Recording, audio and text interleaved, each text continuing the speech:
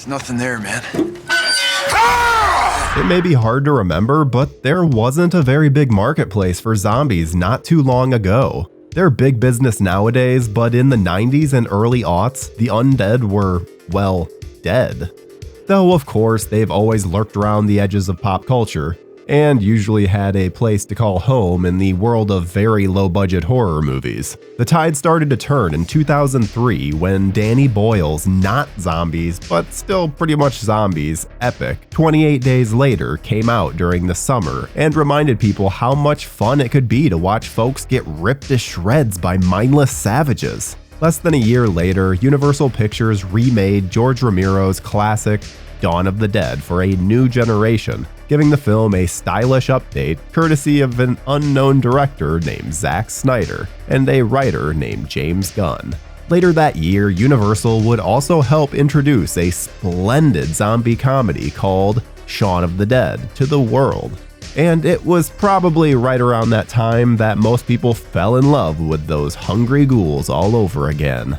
And it was also right around that time that a very big announcement was made. The zombie godfather himself, George A. Romero, who for all intents and purposes invented zombies as we know them, was going to embark on a new adventure in the world of the dead. 20 years after completing his zombie trilogy with Day of the Dead, the master was going to capitalize on the public's newfound thirst for the flesh eaters with a brand new tale. And we're going to take a look back and find out just what the f happened to George A. Romero's Land of the Dead.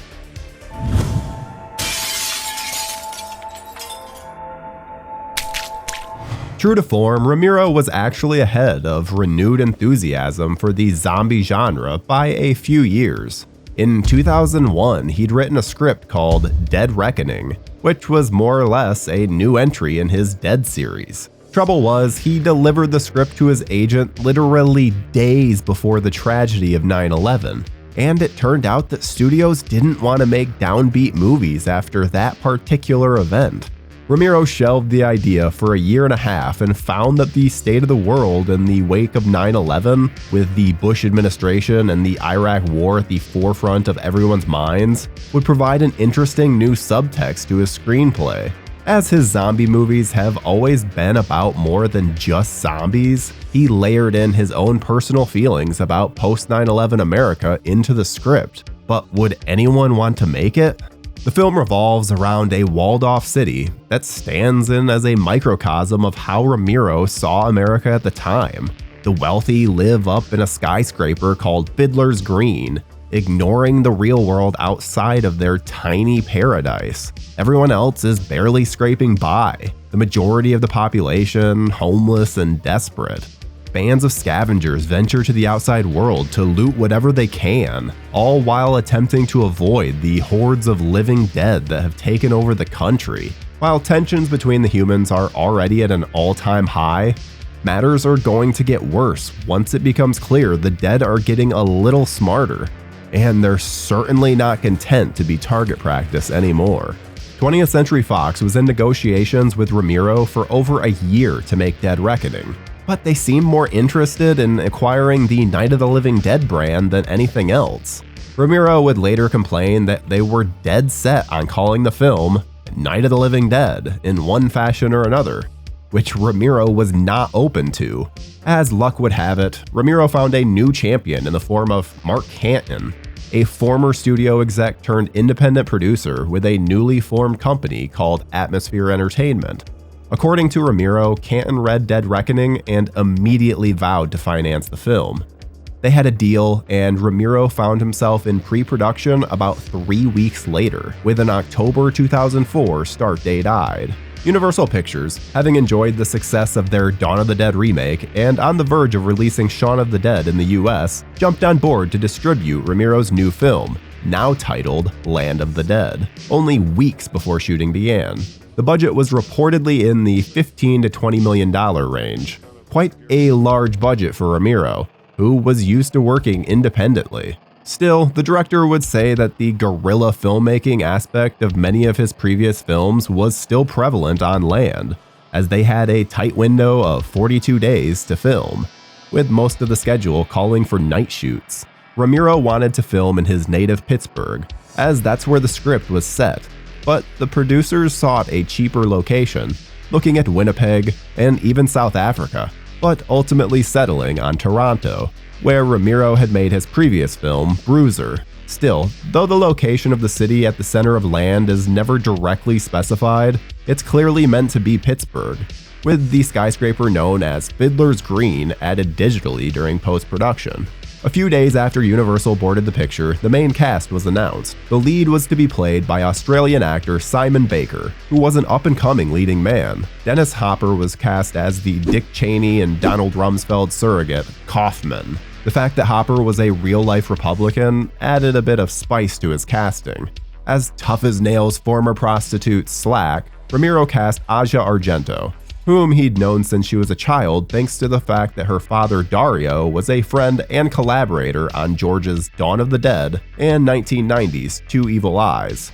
In fact, Aja was in talks to be in Romero's zombie musical Diamond Dead before the opportunity to do Land presented itself. Obviously, that project never made it before cameras. The role of disgruntled scavenger Cholo was given to John Leguizamo in his first horror movie. Well, I mean, if you don't count Spawn, which I do. Amusingly enough, this film actually reunited Leguizamo and Hopper more than a decade after Super Mario Bros. Leguizamo ended up improvising much of his dialogue in the film, which Romero was open to. Shooting took place in October, and naturally, it was already quite cold in Toronto, so most of the nights were rather uncomfortable for all involved. Of the approximately 42 shooting days, only about 8 of them were shot indoors. In an effort to beat any potential snowfall, the production felt it necessary to shoot most of the bigger zombie scenes first. The biggest being the sequence where hero zombie Big Daddy leads an army of the undead out of the river. Shot in a wave pool in an amusement park that was closed for the season, the water was nearly freezing, with the actors playing the zombie horde sucking it up and powering through the very chilly waters. The key to bringing these zombies to life, pun intended, was Greg Nicotero, perhaps the biggest name in special makeup effects in the business. Notably, Nicotero cut his teeth in Romero's world, acting as a protege for the one-time king of splatter, Tom Savini. Savini would end up cameoing in Land as his Dawn of the Dead character Blades, now a zombie, but still quite good with a machete. Incidentally, Blades is the only character to appear more than once in any of the first 4 Romero zombie flicks. To that point, Romero had always envisioned his zombies evolving from the dumbstruck ghouls they started off as in Night and Dawn. In Day of the Dead, he introduced Bub, a zombie who can be trained and who even has emotions. In Land, Romero upped the ante by making his ghouls able to follow direction and learn, with the main example of their growth coming in the form of Big Daddy, who leads a revolution against Kaufman and his people. Romero never thought it was necessary to stick to any hard rules for his zombie movies, save for this one. They cannot be fast. George hated fast zombies. Surprisingly, Land of the Dead would be the first of Romero's zombie movies to receive an R rating. All of the others were released unrated, but this was certainly not going to be the case with a studio picture.